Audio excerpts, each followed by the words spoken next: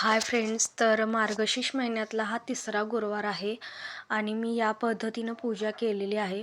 जे मला गुजरातमध्ये सामान भेटलेलं आहे त्या पद्धतीनं मी सामान मांडून पूजा केलेली आहे. आणि तसंच दर गुरुवारचा माझा महाराजांचा उपवासही असतो आणि ते दोन्ही मिळून मी आज केलेला आहे. आणि संध्याकाळी बघा मी असा नैवेद्यही बनवलेला आहे. त्यानंतर आम्ही पूजेची तयारी केलेली आहे. आता आरतीही करणार आहे आम्ही. आणि पूजा पूजा इतकी छान पद्धतीने केल्यामुळं ना एक प्रकारचं प्रसन्न वाटतं आणि समाधान वाटतं मनाला. आणि लक्ष्मीपूजा करावी म्हणजे की लक्ष्मीचा वास आमच्या घरात नेहमी असावा, हीच मनापासून इच्छा असते. आणि आम्ही एवढी छोटीशी पूजा करून मनाला समाधान भेटतं त्यामुळं करतो. आणि गुरुवार असल्यामुळे मी हळदीचा लेप लावून असं रांगोळी वगैरे काढतो आणि संध्याकाळच्या वेळेस दिवा लावतो. याच्यामुळे काय होतं की निगेटिव्ह एनर्जी घरामध्ये येत नाही आणि प्रसन्न वाटतं. त्यानंतर आम्ही आरती करतो. तुम्हाला गेल्या वेळेस मी मागच्या व्हिडिओ सांगितले की माझी घरची लक्ष्मी ही माझी मुलगी आहे, तर तिच्याच हातून आम्ही आरती करतो. आगमला ताट बॅलन्स करता येत नाही म्हणून मी आगमला शक्यतो जास्त देत नाही, तर माझी मुलगीच करत असते आरती. आणि माझ्या दोन्ही मुलांना आरती म्हणता येते. जितकं आम्हाला आरती बोलता येते तेवढं आम्ही माझ्या मुलांना शिकवत असतो आणि आम्ही एकत्र आरती करतो.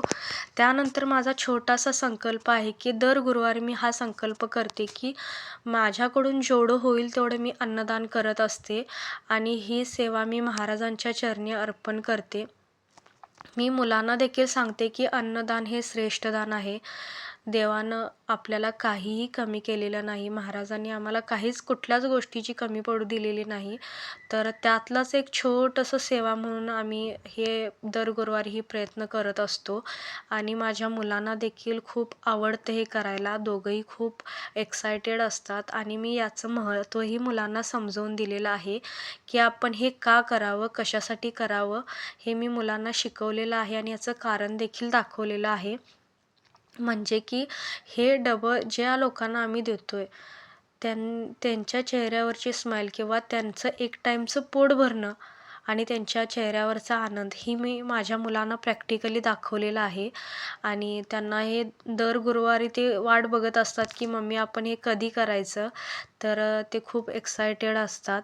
आणि ही खूप मोठी सेवा नाही आहे, छोटीशी आहे आणि मी हे छोटंसं प्रयत्न करत असते. माझ्याकडून जितकं होईल तितकं मी अन्नदान करण्याचा प्रयत्न करते.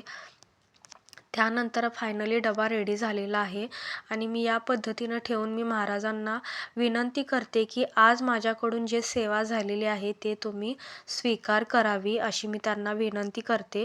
डबं सगळी माझी मुलं आणि मिस्टरच भरतात, मला काहीच करू दिली नाहीत. तर शेवटचं स्टेप बघा हे मी केलेलं आहे. आणि दरवेळेस असंच होतं, मला काहीच करू देत नाहीत मुलं, त्यांना खूप आवडतं आणि शेवटचं काम हे मीच करते. त्यानंतर डबा पॅक झाल्यानंतर हे डबं द्यायला माझे मिस्टर आणि मुलगी जातात. कधीकधी आगमही जातो. पण मी मुलांना पाठवण्याचं कारण असं की मुलांना हे प्रॅक्टिकली मला दाखवायचं आहे म्हणून मी मुलांनाच पाठवते. आणि खूपच समाधान वाटतं हे केल्यानंतर. तर असा गेला गुरुवार. तुम्हाला काय वाटलं कमेंटमध्ये नक्की सांगा.